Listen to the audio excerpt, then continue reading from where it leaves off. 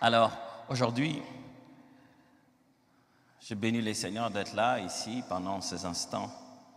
Moi, aujourd'hui, j'aimerais vraiment vous dire et vous prévenir que peut-être que je vous semblerai vous dire beaucoup de choses en même temps. C'est simplement parce que je suis pressé. Je suis pressé parce qu'il y a une urgence. L'urgence, c'est le peu de temps qui nous reste avant que Christ ne revienne. L'urgence, c'est le peu de temps qui nous reste selon les promesses qu'il nous a faites. L'urgence, c'est que l'année n'est plus totale. Il nous reste quelques jours, moins 3. L'urgence, c'est qu'on a tellement demandé ça qu'il faudrait qu'on vive ça. C'est pour cette raison que ce matin, j'aimerais que ça soit clair et que ce thème reste dans la tête de chacun d'entre nous. Mettre sa vie en ordre.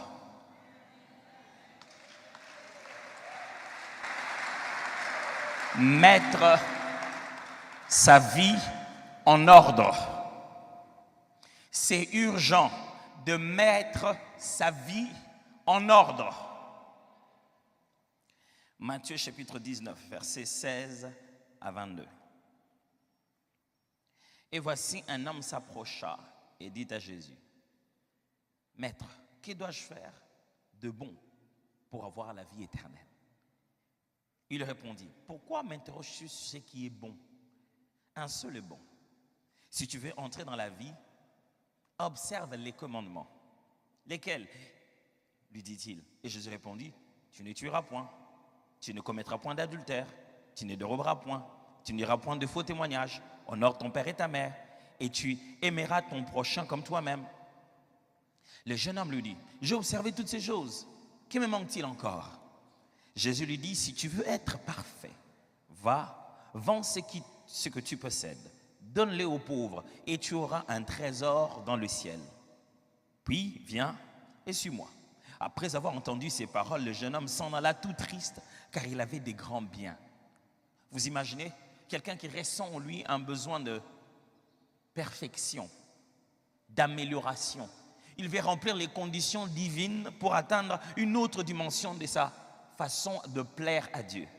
Et lorsqu'on lui dit, voici ce qu'il te faut pour mettre ta vie en ordre et pour devenir parfait, la condition qu'on lui donne est si simple, mais il y est tellement attaché à cause de ses richesses qu'il rate. Lui qui a fait toute sa vie à ne pas dérober, à ne pas prendre la femme d'autrui, à ne pas raconter de mauvais témoignages, pendant tout ce temps, il amassait de l'argent. Et c'est la seule chose qu'on lui a demandé, non pas à donner à Jésus, mais à donner aux pauvres. Et il n'a pas pu. Luc chapitre 7, versets 36 à 49. Luc chapitre 7, versets 36 à 49. Un pharisien pria Jésus de manger avec lui. Jésus entra dans la maison du pharisien et s'est mis à table. Et voici une femme pécheresse. J'aimerais que vous reteniez que cette femme avait déjà une réputation telle qu'on n'avait même plus à cacher qui elle était. Et vous savez, les Juifs avaient toujours un langage de pudeur, pour ne pas dire une prostituée, mais d'une femme pécheresse qui s'est trouvée dans la ville. Et ensuite qu'il était à table dans la maison du pharisien, apporta un vase d'albâtre plein de parfums. Et s'étant derrière aux pieds de Jésus, elle pleurait. Et bientôt, il lui mouilla les pieds de ses larmes, puis les essuya avec ses cheveux, les baisa et le oignit de parfum. Le pharisien qui l'avait invité, voyant cela, dit en lui-même, si cet homme était prophète, il connaîtrait il connaîtrait qui et de quelle espèce est la femme qui le touche. Il connaîtrait que c'est une pécheresse. Jésus prit la parole et lui dit, Simon, j'ai quelque chose à te dire. Maître, parle, répondit-il. Un créancier avait 2 débiteurs. L'un devait 500 deniers et l'autre 50. Comme il n'avait pas de quoi payer, il leur remit à tous 2 leurs dettes. Lesquels l'aimeraient le plus? Simon répondit, celui, je pense, auquel il a le plus remis. Jésus lui dit, tu as bien jugé. Puis se tourna vers la femme et dit à Simon, vois-tu, cette femme, je suis entré dans ta maison et tu ne m'as point donné d'eau pour laver mes pieds, mais elle les a mouillés de ses larmes et les a essuyés avec ses cheveux. Tu ne m'as point donné de baiser, mais elle, depuis que je suis entré, elle n'a point cessé de baiser les pieds. Tu n'as point versé d'huile sur ma tête, mais elle a versé du parfum sur mes pieds. C'est pourquoi je te l'ai dit, ses nombreux péchés ont été pardonnés, car elle a beaucoup aimé. Mais celui à qui on pardonne peu, aime peu. Et dit à la femme, tes péchés sont pardonnés. Ceux qui étaient à table avec lui se mirent à dire en eux-mêmes, qui est celui-ci qui pardonne même les péchés? Il est urgent ce matin, mes frères et sœurs, de mettre sa vie en ordre. Mais ça signifie quoi, mettre sa vie en ordre? Je viens de lire avec vous 2 textes de 2 personnes qui ont l'opportunité de mettre leur vie en ordre. Un était riche, il a juste senti une envie de grandeur. Et si j'ai passé à quelque chose de supérieur de ce que je fais déjà que je me sens bien, j'ai accompli toutes les lois, est-ce qu'on peut passer à plus que ce que je fais déjà de bon? Oh, je me reconnais si bon, comment je peux devenir davantage bon? C'est sa question à Jésus. Et Jésus lui dit, voici les bases, voici les principes, voici la norme. Il dit, bon, ça je fais déjà. Il dit, ok, si tu veux passer à la vitesse supérieure, voici ce que je te demande. Et si Dieu te demandait de passer à la vitesse supérieure en 2021, tu dirais quoi? Oui! Et si tu disais que ça te demande de mettre ta vie en ordre? Je veux passer à la vitesse supérieure, il dit, ok, sans problème. Tu dois mettre ta vie en ordre. Qu'est-ce que je dois faire? Qu'est-ce que je dois faire de plus aux gens? Qu'est-ce que je dois faire de plus pour qu'on sache qui je suis? Non, tu dois juste te dépouiller, toi, de tous tes efforts de la vie et les rendre entre les mains de quelqu'un d'autre. Il dit, ah non, pas ça. Combien de fois, nous tous, nous savons ce qu'il faut faire pendant 2021? On n'est pas prêt à le faire, mais on continue à crier que les choses vont changer. Elles ne vont pas changer si toi, tu ne changes pas. Deuxième cas, c'est une femme qui est déjà consciente qu'elle est pécheresse. En plus, sa réputation est déjà répandue de tous, connue de tous, qu'elle est pécheresse. Elle le sait. Elle apprend qu'elle a l'opportunité de rencontrer quelqu'un qui peut tout changer. Elle le voit comme une personne importante. Vous savez, des femmes d'une telle vie n'ont pas vraiment de vie, pour ainsi le dire. N'ont pas grand-chose à donner à qui que ce soit, personne ne peut hériter. Et elles ont tendance à garder les richesses dans des biens précieux, dans des bijoux. Et le parfum de nard plus le vase d'albâtre, c'est un parfait mélange pour donner plus de valeur à une chose aussi précieuse que les parfums à l'époque. Parce que le vase lui-même permettait à ce que le parfum qui est concentré, l'huile parfumée qui est concentrée, puisse mieux vieillir et avoir plus d'odeur. Avec les temps, il en fallait juste un peu et l'odeur restait pendant longtemps. Ce qu'elle tenait, c'était son billet de sortie, sa petite façon de préparer son deuil. Les jours où elle mourait, il y a de quoi vendre pour pouvoir l'enterrer. Elle n'a personne d'autre. C'était sa retraite. Si elle ne travaillait plus, c'était son compte en banque. Même exercice. Exactement même exercice que l'homme riche. Sauf qu'elle, cette femme pécheresse, sa seule richesse, c'était son parfum. Des nards purs dans un vase d'albâtre. Elle vient, personne ne lui a demandé. Elle n'a posé des questions à personne. Elle sait quoi faire. Combien d'entre nous, pendant cette année, nous savons très bien quoi faire? Vous n'avez même pas besoin d'entretien avec un pasteur. Vous savez ce que vous devez faire. Vous n'avez même pas besoin qu'on vous écoute ou que quelqu'un vous aide. Vous savez ce qui doit changer. Mais vous vous leurrez en vous disant, pourvu que je réussisse à atteindre cet objectif tout en n'échangeant pas. Cette femme savait qu'elle ne pouvait pas passer le cap. Elle devait aller voir quelqu'un. Elle est venue, elle qui n'avait plus rien à protéger, aucune réputation à garder. Elle n'avait plus rien à perdre. Frère, dans la vie, vous commencez à changer véritablement quand vous n'avez plus rien à perdre. Elle n'avait plus rien à perdre. Elle a couru, s'est jetée par terre. On va me dire que je suis sans respect, comment je suis. On a déjà tout dit ça. Si on va encore ajouter ça pour que je change, qu'est-ce qu'il y a de mal? C'est juste dit, ok, je vais venir. Elle se jette aux pieds de Jésus par derrière. Elle commence à verser le parfum, l'huile. Le parfum à l'époque, ce n'était pas un spray.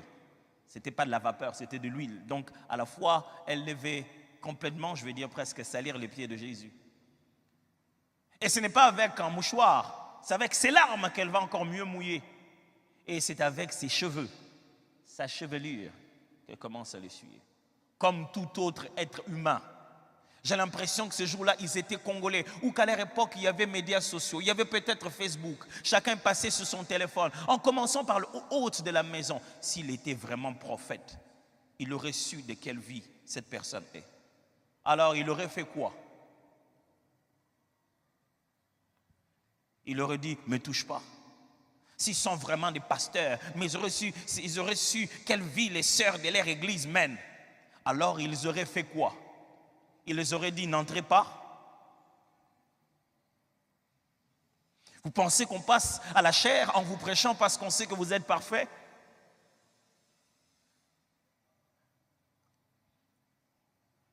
Jésus se tourne vers Simon, il dit, écoute Simon, il y a une histoire que je voudrais te raconter. 2 personnes avaient de dettes, il y en a une qui avait une plus grande dette que l'autre. Mais ils sont allés vers leur créancier, il leur a dit, écoutez, je vous pardonne vos dettes. Vous ne pouvez plus les donner, c'est fini, je vous remets vos dettes. Il dit, lesquels de deux penses-tu qui va beaucoup aimer ce créancier?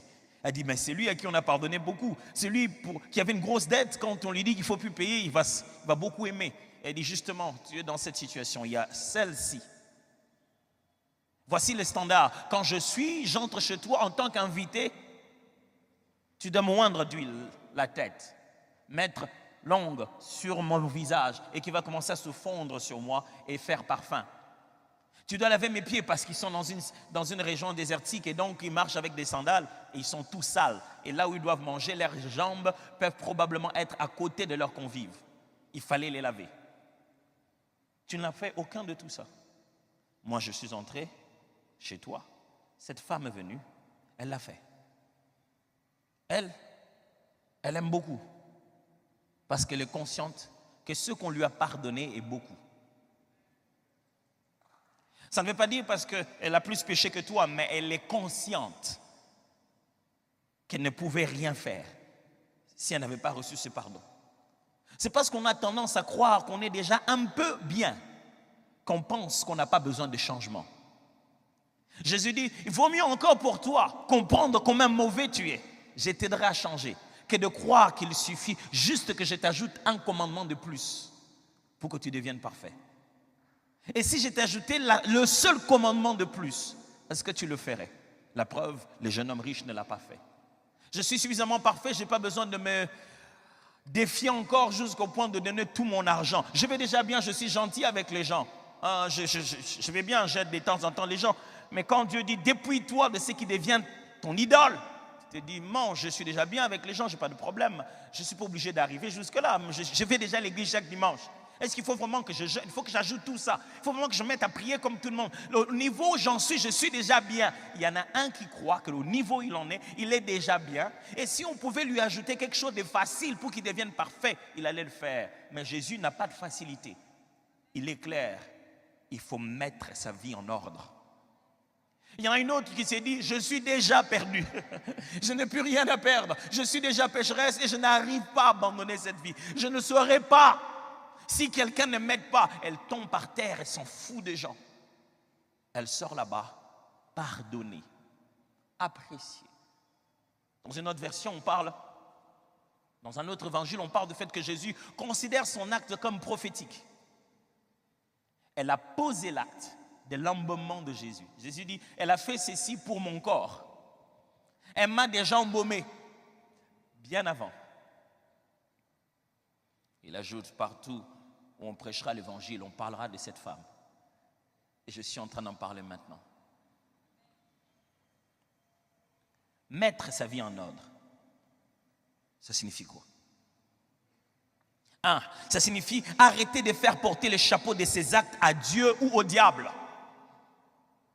Arrêter de faire porter les chapeaux de ses actes à Dieu ou au diable. Oh oui. En fin de compte, qui l'a fait? Pasteur, ce n'était pas moi, c'est juste le diable m'en veut qu'on. Qui a ressenti le plaisir? Ce n'était pas toi. Qui a ajouté ce chiffre dans cette facture? Ce n'était pas toi. Qui a dormi toute la nuit pendant qu'il savait qu'il devait se réveiller à 3 heures? Ce n'était pas toi. Qui est en train de promener son téléphone rempli, bourré, sa carte mémoire est remplie de pornographie? Ce n'est pas toi. Quels sont les démons qui se réveillent la nuit pour utiliser ton téléphone?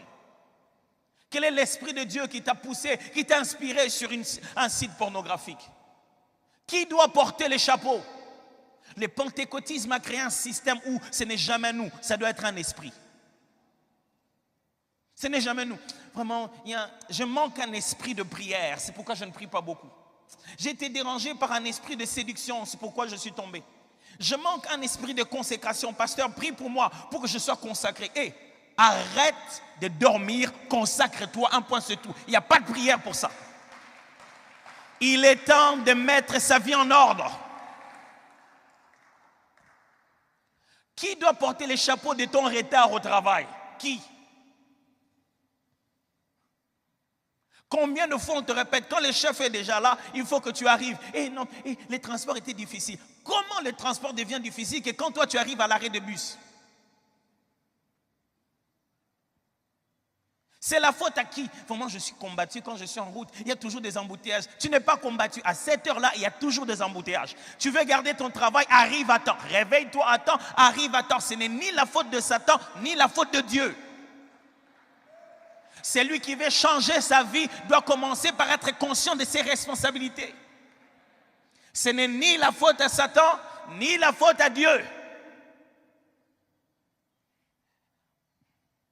Mettre sa vie en ordre signifie clarifier ses véritables convictions et les respecter en secret. Clarifier ses véritables convictions et les respecter en secret. Un homme qui était convaincu du judaïsme, un érudit d'une école très élevée de Gamaliel. Il est allé apprendre et il était un super zélé de la religion juive. Et quand il arrive, il était un grand amoureux du temple et il entend dire qu'il y a des disciples dont leur maître a dit qu'il va détruire les temples. Cet homme s'appelait Saul de Tarse, plus tard Paul. Il est motivé dans son cœur par une conviction juste et noble. Au nom de Dieu, il se met à tuer quiconque a parlé en mal du temple. Il est là en train d'attendre. Les gens viennent déposer devant lui leurs habits pendant qu'ils sont en train de flageller, pendant qu'ils sont en train de jeter des cailloux pour tuer Étienne. Il sent qu'il est en train de le faire au nom de Dieu. Mais ses convictions sont fausses jusqu'à ce qu'il ait rencontré le roi de gloire. Voilà ce qu'il dit. Toute ma vie ancienne, je l'ai pris comme de la boue.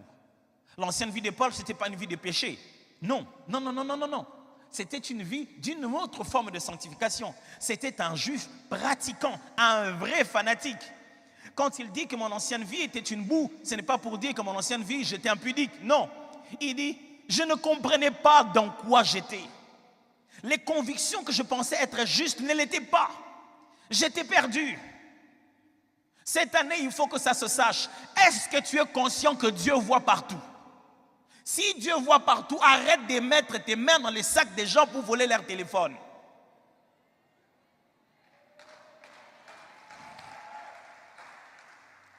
Tu crois en quoi? Quelles sont tes vraies convictions? Les véritables convictions se pratiquent en secret.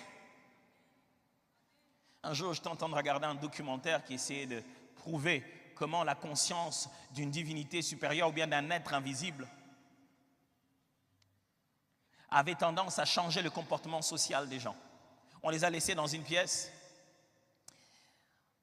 On leur a donné un exercice pour lequel ils ne devaient pas vraiment tricher, mais ils ont eu tendance à vouloir le faire d'une certaine manière. Quand on vient leur poser des questions, ils mentent presque. Jusqu'à ce qu'après on leur dit, on leur fait faire un exercice en leur disant, dans cet endroit se trouvent des esprits ou quoi. On leur a fait croire qu'il y avait une présence invisible. Tout de suite, ils se sont régulés, ils se sont dit, on ne sait jamais. J'en avais pas fait 20 minutes, j'avais fait 15. Ils ont commencé à confesser. Parce qu'ils ont eu confiance que quelqu'un nous voyait. Quelles sont tes vraies convictions? La prière, tu en as besoin ou pas? Mais pourquoi on doit te supplier de venir le jeudi compris? On a inventé ce culte-là pour t'ennuyer. La prière, tu crois à ça ou pas? La Bible, elle est utile à connaître, à méditer ou pas? Pourquoi on doit te les rappeler par des posts sur Facebook? Oh, mais aujourd'hui, on ne nous a pas rappelé qu'est-ce qu'on devait méditer aujourd'hui. Qu'est-ce que tu dois méditer aujourd'hui? Tu as une grosse Bible de 66 livres et tu ne trouves rien à méditer. Quelles sont tes croyances? Tu crois vraiment à la Bible? Si tu crois en quelque chose, ça doit se savoir en secret. C'est en secret que se trouve ta véritable identité. Jésus n'a pas commencé à combattre le diable en public sur la croix, mais en secret dans le désert. Car c'est là que se trouvent nos véritables convictions implicites et internes.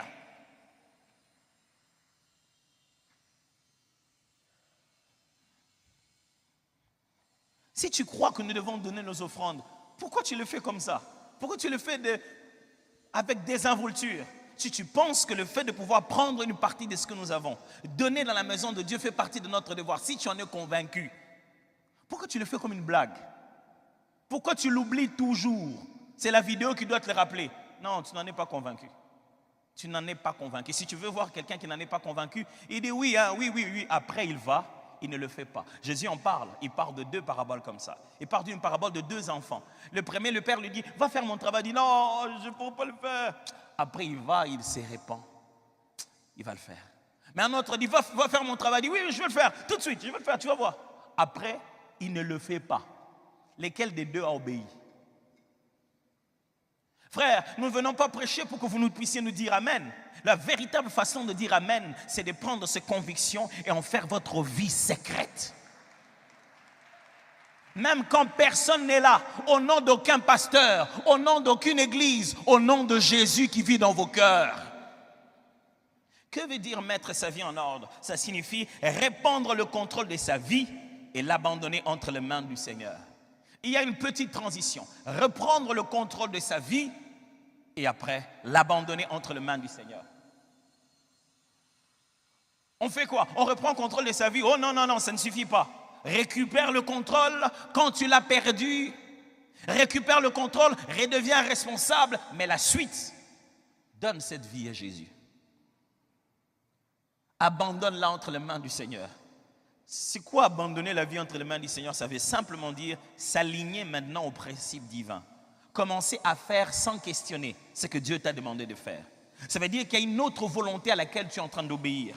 Il y a plus que ce que tu aimes.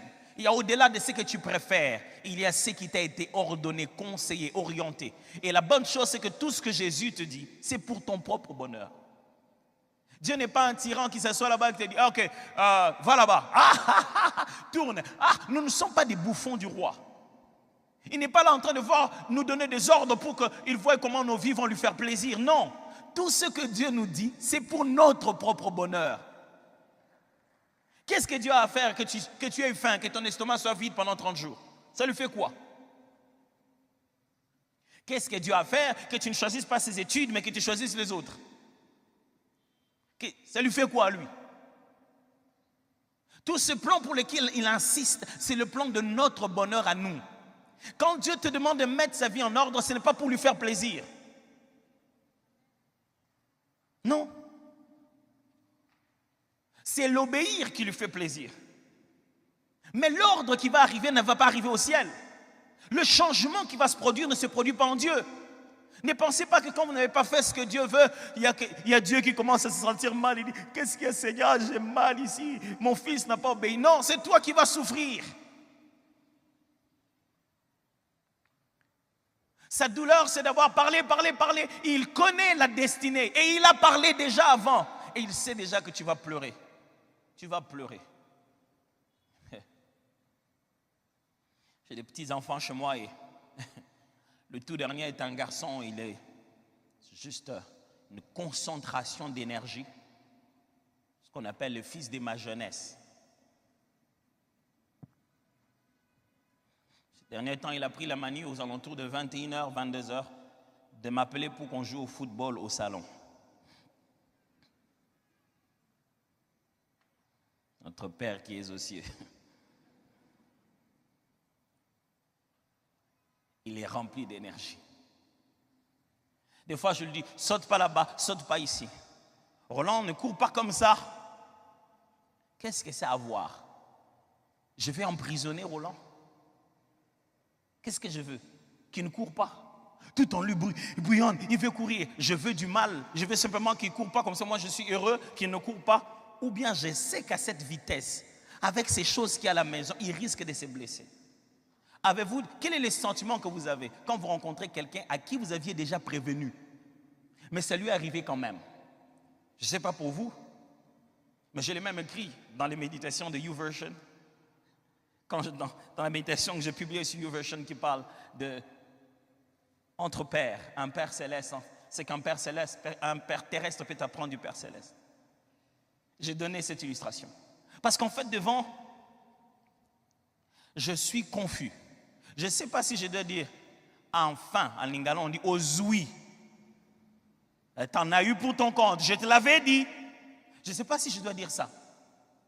Je ne sais pas si je dois lui dire, tu vois, les parents ont toujours raison. Ou je dois plutôt dire, oh, c'est pas grave. Je ne sais pas si je fais les deux en même temps. Il dit, ah voilà, tu vois, je t'avais dit quoi vraiment? Mais voilà. Mais c'est juste la compassion paternelle qui te fait même oublier le fait d'avoir raison. Tu n'as même plus envie d'avoir raison. Tu as juste mal. Et même quand tu lèves la voix pour dire que tu as raison, ce n'est pas pour avoir raison. C'est juste pour le rappeler que quand je parle avant, il faut écouter. À quoi ça nous sert de passer 31 décembre, veillée de traverser, 1er janvier, prière pour démarrer? À quoi ça nous sert d'écouter notre Père au début pour ne jamais lui obéir dans le reste du temps? Mettre sa vie en ordre signifie seulement arrêter les interdits et commencer les directives. Arrêter les interdits et commencer les directives. Frères et sœurs, cette année, il y a des choses qu'il faut absolument que tu arrêtes et je n'ai pas besoin de les connaître. Parce que personnellement, nous le savons. Toi-même, tu es là, tu te dis, ah, moi ici, il faut que j'arrête un peu de boire, ça me rend ridicule. Hein? Et tu ne le caches, ça fait quoi? Oh, qu'est-ce que j'ai à voir avec le fait que tu sors de l'argent de ta propre poche pour t'enivrer toi-même et te rendre ridicule? Qu'est-ce que ça ajoute à ma pastorale? Tu penses que quand tu es ivre, moi je vais cogner ma voiture, tu vas cogner la tienne. Il n'y a pas de transfert d'ivresse. Tu penses que quand tu es ivre, tu vas battre ma femme, tu vas battre ta femme à toi.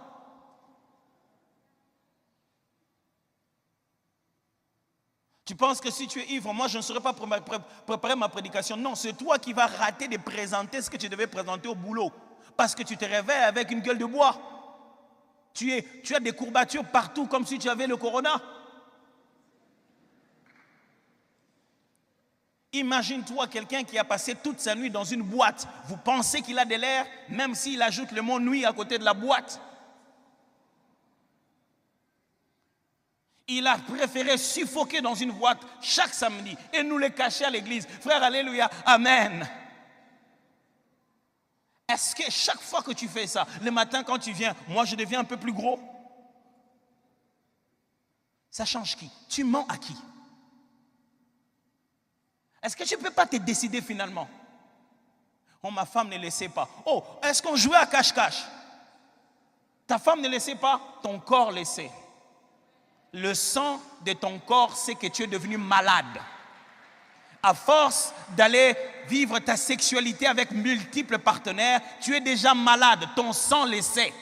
Bientôt, ton médecin va le savoir et ta femme va le savoir. Et nous tous, on va le savoir. Voilà, on finira par savoir. Est-ce que c'est ça? Est-ce que nous jouons à cache-cache? Ce n'est pas ta propre vie que tu dois fixer pour toi-même. Est-ce qu'il est question de savoir? Aujourd'hui, sur les réseaux sociaux, on peut les monter de toutes pièces et les mettre sur ton dos. Le problème ici, c'est le témoignage intérieur et personnel, véridique de ce que toi-même tu sais. Il y a plein d'interdits que Dieu nous a même donnés l'année passée. Ce sont ces mêmes interdits qu'il répète aujourd'hui. Il dit, touche pas à ça. Il faut arrêter les choses qui sont interdites. Mais ça, ce n'est qu'une part. L'autre part, il faut commencer à obéir aux directives. Ça me fait mal que dans notre pays, on parle beaucoup de cette sanctification, d'arrêter les interdits. Mais on n'encourage pas trop la sanctification d'obéir aux directives. On dit que ce n'est pas de la sanctification, c'est de l'excès de grâce, c'est de la graisse. C'est qu'en fin de compte, si on fait qu'encourager les gens, on va les amener dans la mauvaise direction. Regardez combien de fois les apôtres disent, je vous encourage frères, je vous exhorte frères, je vous en conjure, je vous supplie mes frères. Les apôtres supplient les gens, ils les encouragent à la bonne direction. La foi chrétienne, ce n'est pas juste savoir la liste des pas faire. C'est aussi connaître ce qu'il faut faire. C'est en faisant ce qu'il faut faire qu'on n'a plus le temps de faire ce qu'il ne faut pas faire. Ok, je vais le répéter. C'est en se concentrant sur les directives qu'on n'a plus le temps d'aller vers les interdits. Parce que les directives nous occupent au même moment où on aurait censé être occupé par les interdits. Je me rappelle, fiancé, je venais nouvellement. Ma femme venait de me dire oui dans nos fiançailles. J'ai fait un grand travail de préparation et j'ai obtenu ce que je voulais. Elle m'a dit oui et je suis perdu. Une semaine, 2 semaines après, je suis allé voir le pasteur Roland. En toute sincérité, je lui ai dit, papa, je sais tout ce que les fiancés ne doivent pas faire. Mais je ne sais pas ce qu'ils doivent faire. Entre maintenant et se marier, on fait quoi? Plein de fiancés ne savent pas ce qu'il faut faire. C'est pourquoi ils passent tout leur temps à faire ce qu'il ne faut pas faire. Vous savez pourquoi? Parce qu'on leur a seulement dit ce qu'il ne faut pas faire. Et à force d'exposer la loi, on expose le péché. On donne envie de faire ce qui est interdit. Il a ri de moi. J'ai dit, pasteur, mais sanctifié, je sais le faire. Et on ne va pas se toucher, on se voit toujours en public, je connais toutes les règles, mais entre-temps, on fait quoi? Cette année, il faudrait que vous appreniez non seulement à fuir le péché, mais à aller vers la sanctification. Vous ne pouvez pas être réactif. Vous ne pouvez pas attendre où est le péché pour que je puisse le fuir. Toute ta vie, tu es là en train de chercher le péché pour le fuir. Le péché n'est pas la référence. Jésus est la référence. Demande-toi comment je peux devenir de plus en plus comme Jésus. Mettre sa vie en ordre, pourquoi? Pasteur, si tu continues comme ça, je vais quitter l'église. Pourquoi je dois mettre ma vie en ordre? Ok, parce que vous êtes vulnérable dans cet état. Vous voyez comme vous êtes là? Vous le savez vous-même, vous êtes vulnérable. J'ai une mauvaise nouvelle pour vous. Spirituellement, rien n'est caché. Les démons les savent. Les sorciers les savent aussi. Et vous savez qu'ils les savent. C'est pourquoi quand on veut commencer à chasser les démons, vous vous taisez, vous dites, au moins si je ne les chasse pas, ils ne vont pas me déranger, ils ne vont pas parler de mes problèmes. Vous vous trompez. Vous êtes conscient que quand votre vie n'est pas en ordre, vous êtes vulnérable quelque part. Vous ne prenez même pas le courage de riposter contre les attaques de l'ennemi parce que vous savez qu'au fin fond, c'est votre faute. Vous êtes irrésolu, vous ne savez même pas demander, vous ne savez même pas exercer votre foi dans certaines choses parce que vous dites, est-ce que j'en suis digne? Et vous dites, est-ce que le Seigneur sait ça? Est-ce que je peux insister? Tu ne te sens même pas libre devant ton Père. Deuxièmement, parce que vous risquez des conséquences néfastes.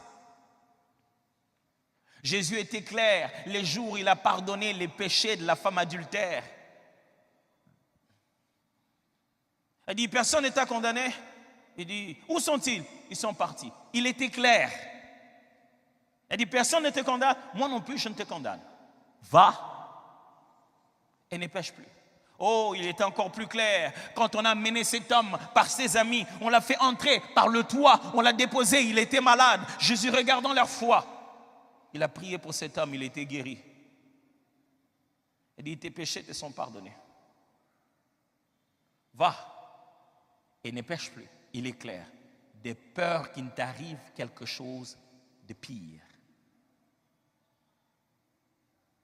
Vous savez, la loi de la satiété, c'est qu'on a tendance à, quand on désire une chose de mauvaise ou quelle qu'elle soit, la chose qu'on convoite, On se sent mal à l'aise quand on l'approche. Le jour où on l'a touché, oh, tu te sens mal après. Pourquoi j'ai fait ça? Après-demain, tu touches, tu te sens moins mal. Après-demain, tu te sens plus mal. C'est la prochaine étape qui va te faire cette peur-là. Et tu vas commencer, oh non, j'ai juste regardé la pornographie. Oh, je ne devais pas au Seigneur. Demain, tu te dis, bon, je connais partout, je vais aller à la pornographie, c'est plus intéressant. Tu commences maintenant à convoiter la bonne. Et puis, tu commences juste à parler, et puis, ah non, je ne devais pas, pardonne-moi. Tu envoies le WhatsApp pour dire, pardonne-moi, j'aime ma femme, je ne devais pas dire ça.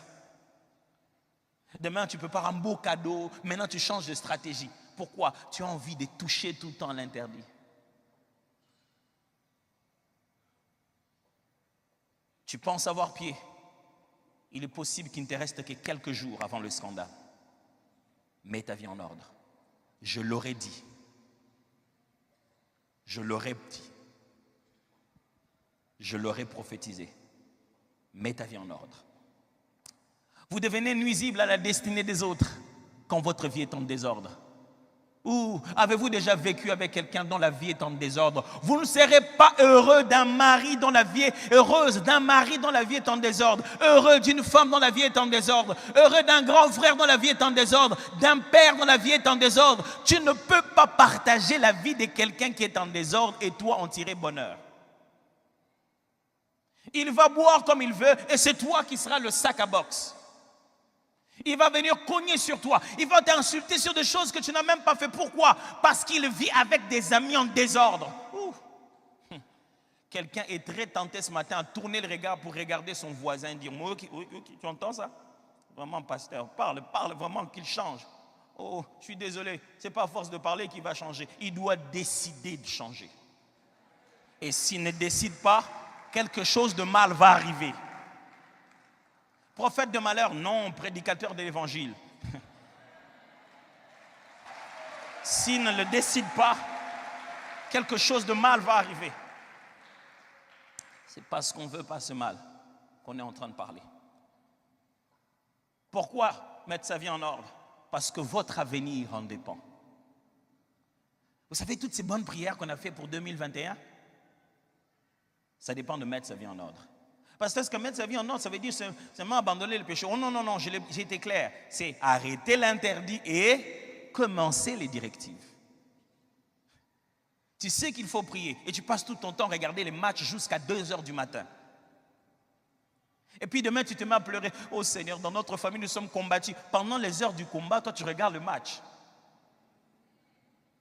Tu dis, mais vraiment, cette église, on n'aide pas les gens. Vraiment, cette église, c'est pourquoi moi, je n'aime pas les grandes églises. Moi, j'ai des problèmes. On aurait pu m'envoyer les intercesseurs. À faire quoi? Toi, tu iras dans la maison de ces intercesseurs pour prier pour eux. Pensez que la vie chrétienne consiste à faire engager les autres pour faire la part de notre responsabilité. Je suis ton pasteur, je ne serai pas jugé à ta place. Aucun intercesseur n'est censé faire ta part de la croissance. On ne te demande pas de prier comme une punition. Tu es en train de grandir. Et Jésus, quand il doit venir te chercher, il doit venir te chercher suffisamment grandi. Les intercesseurs, quand ils vont parler avec Dieu, ils ne vont pas avoir la conversation sur tous les plans. Dieu veut t'écouter toi. C'est toi que Dieu vise, pas les intercesseurs de l'église. Arrête de croire que le système est faible. C'est toi qui ne veux pas grandir. Grandis!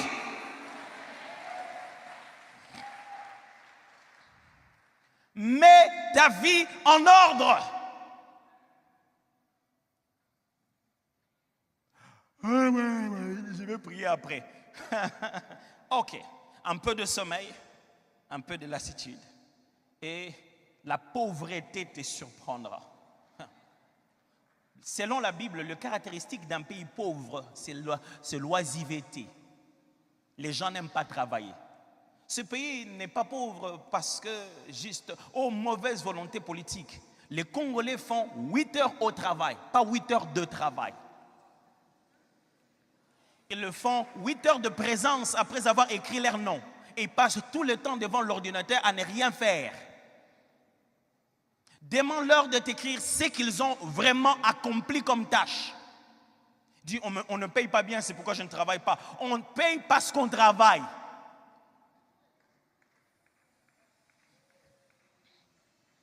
Qu'est-ce qui vous empêche de mettre votre vie en ordre? Qu'est-ce qui empêche d'habitude les gens à mettre leur vie en ordre? 1, la honte des autres.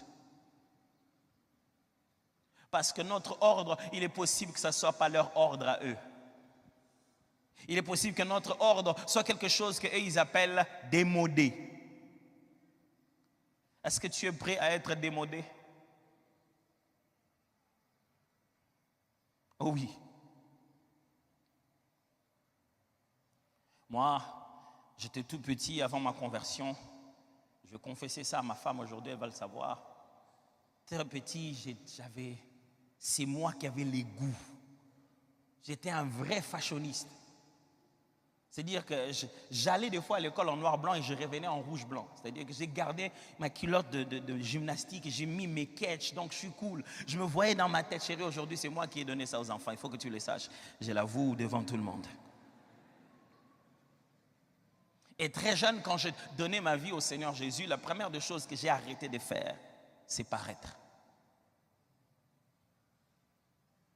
Je vais dans ma garde-robe. Je prends les choses qui respectent les codes de la couleur et je les porte. Oh, je ne vous vise pas du tout. Je ne vise aucun standard pour qu'il soit... Non. Je ne veux pas ça.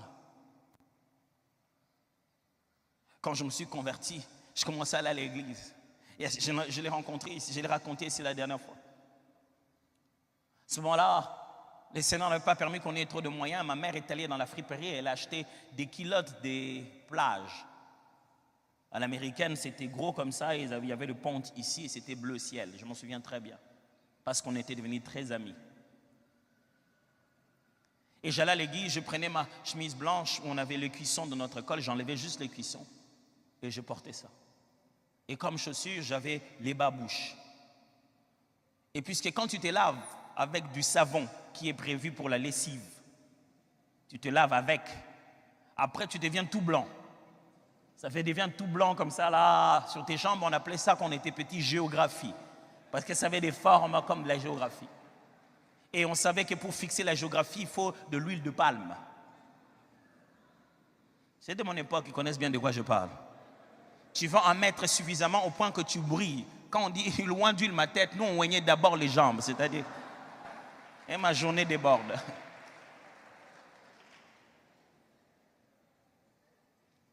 J'étais devant, avec mes babouches, oui, comme ça.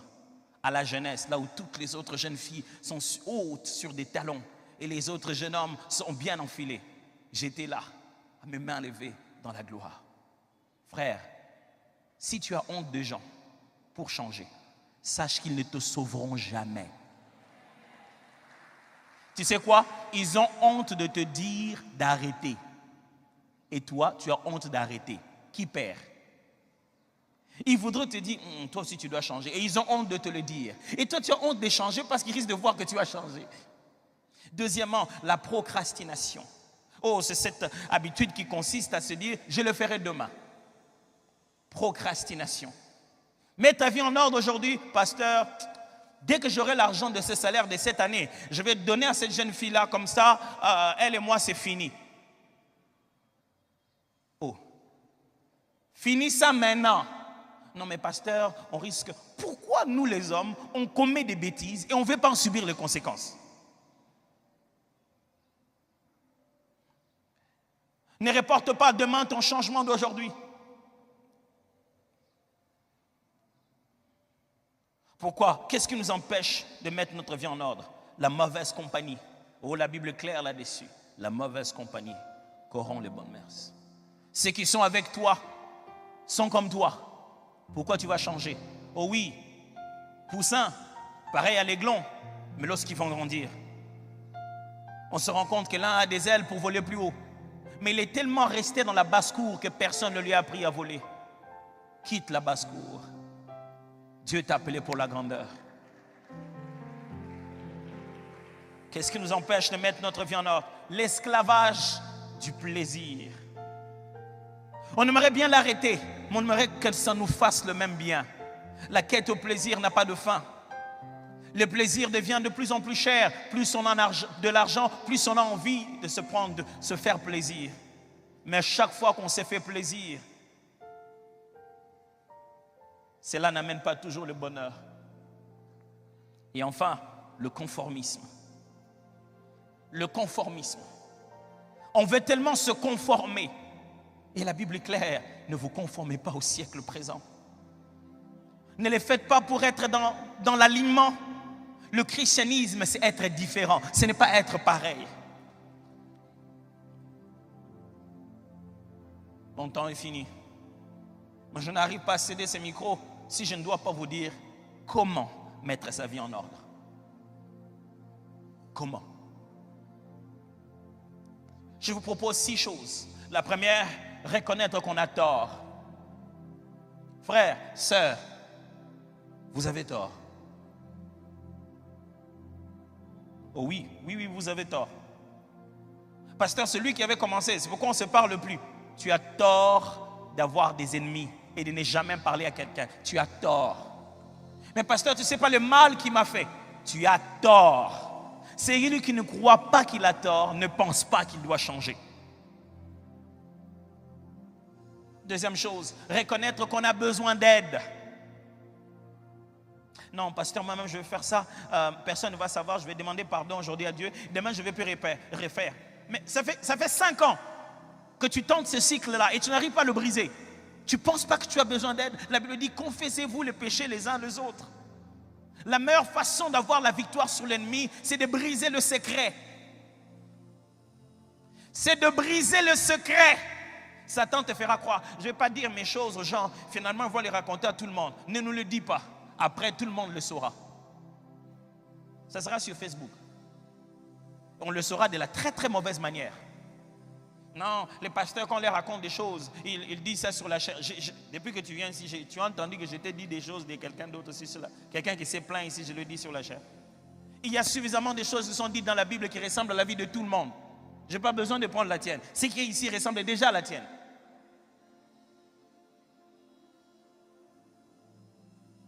Est-ce que tu peux reconnaître que tu as besoin d'aide? Ne va pas dire à ta femme, non, dans notre foyer, pour plusieurs fois dans ma vie, j'ai pleuré de voir des couples venir en retard. Ils ont déjà tout bousillé déjà. On dit, mais pourquoi vous n'étiez pas venu à la première année? On ne voulait pas que les gens sachent, on voulait gérer nos choses nous-mêmes. Et le résultat, vous ne pourrez pas mettre votre couple en ordre sans demander de l'aide. On va là-bas, il ne faut pas tout dire aux parents, on va juste leur dire. Vous venez même chez le pasteur. Oh, nous, pauvres pasteurs. Même le médecin, on lui dit tout. Nous, au pasteur, on nous cache des choses. Dieu doit nous montrer. Vraiment, si tu veux que Dieu me montre, ne viens pas au bureau. Moi, je reste à la montagne, je cherche. Et comme ça, je vais venir te dire directement. Mais si tu es venu par toi-même, ne jouons pas à cache-cache. Au médecin, on est obligé de lui dire. Et le médecin te dit, tu penses que d'où ça te vient ça? Pourquoi tu as toutes ces apparitions? Je ne sais pas, le matin j'ai vu ça seulement comme ça. Il dit, mais ça, tu sais que ça peut paraître à cause d'une vie sexuelle active. Quelle est ta vie sexuelle? Ah, médecin, vraiment, j'ai des copines à gauche et à droite. Hein. Mais moi, tu dis, pasteur, je suis combattu. Le matin, je me suis réveillé comme ça. J'ai commencé à voir, donne-moi de l'huile.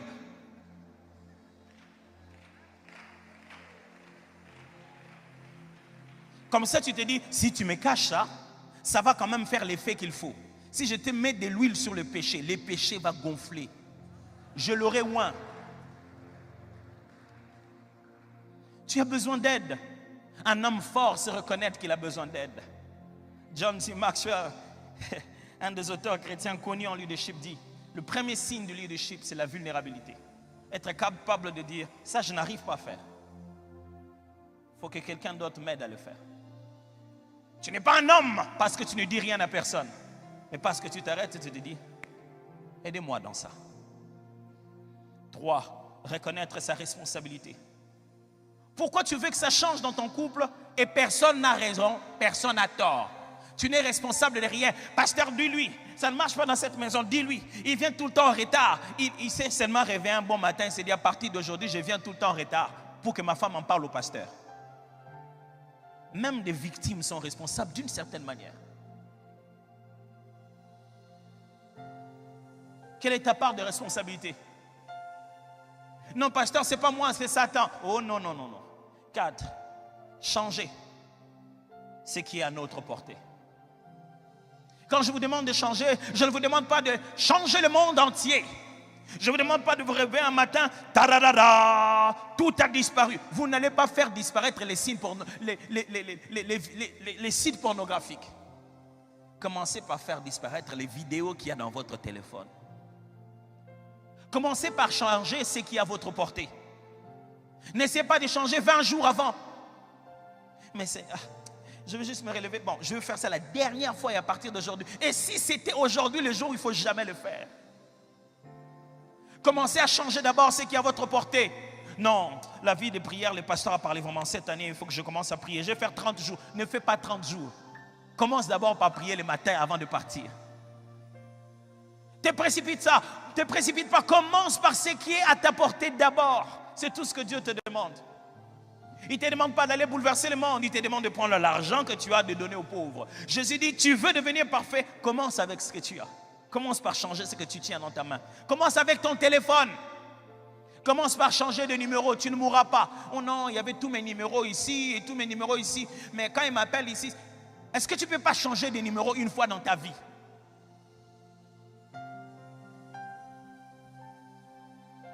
Qu'est-ce qu'il faut faire d'autre? C'est détacher de ce qui nous fragilise.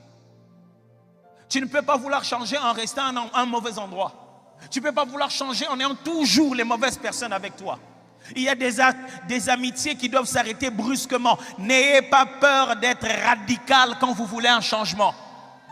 Chaque fois que vous voulez fournir un effort d'équilibre, au moment où vous voulez changer, vous allez retomber dans votre bêtise. Mais je ne peux pas quand même lui dire non, comme ça, brutalement. Il faut quand même que je prépare ça. Depuis que tu prépares ça, tu as dit?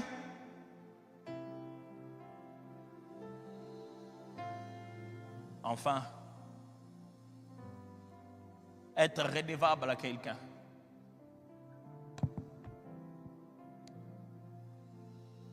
Vous voulez devenir bon et changer dans la vie?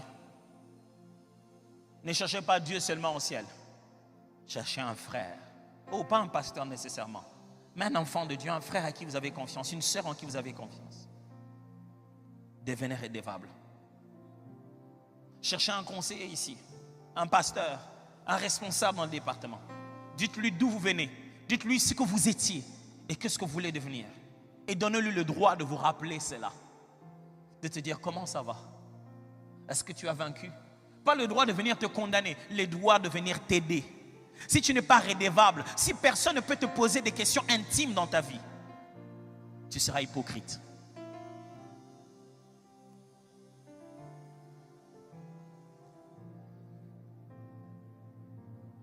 Si tu veux changer, tu dois le faire à la manière de la Bible.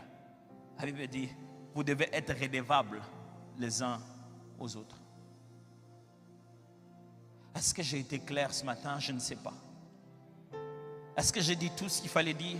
Est-ce que j'ai vraiment mis dans nos cœurs l'urgence de comprendre que cette année ne dépend pas des jours, mais dépend de nous? Est-ce que j'ai été suffisamment clair pour nous rappeler que ce n'est pas question de la gloire de Dieu qui va descendre seulement, mais c'est la décision de nos cœurs qui doit tout changer?